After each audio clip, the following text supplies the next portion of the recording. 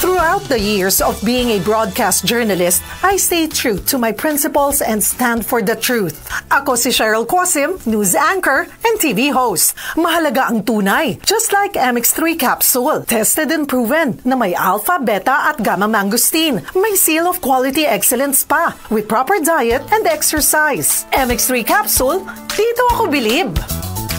Mahalagang paalala, ang MX3 capsule ay hindi gamot at hindi dapat gamiting panggamot sa anumang uri ng sakit. MX3, tested and proven with alpha, beta at gamma mangosteen.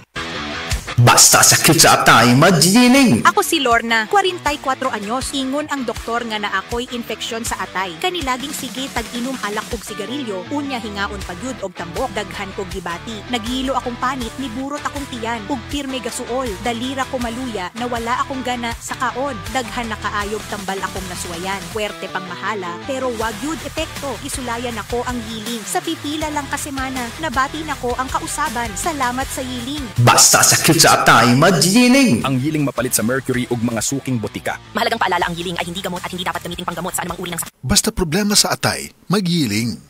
Protection Yakult! with 8 billion live LCS Yakult! that may reach the intestines alive. Yakult! Helps improve digestion and boost immunity. Yakult! With proper diet and exercise. Yakult! Kaya panalo ka dyan. This time check is brought to you by Nescafe Creamy White. Level up now with new Nescafe Creamy White. Enjoy, enjoy, enjoy ang bawat gabi mo.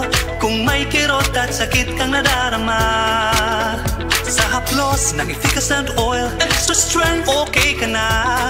Haplos, haplos, ayos. Sa haplos ng efficacent oil, extra strength, okay ka na.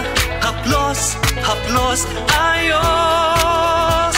Methyl salicylate plus camphor plus menthol is the generic name of efficacent oil. If symptoms persist, consult your doctor. Efficacent Oil Extra Strength. Napansin nyo? Haplos, haplos, ayos! Gamitin ng Efficacent Extra Strength para ready ulit sa galaw. Hanapin na sa paboritong tindahan.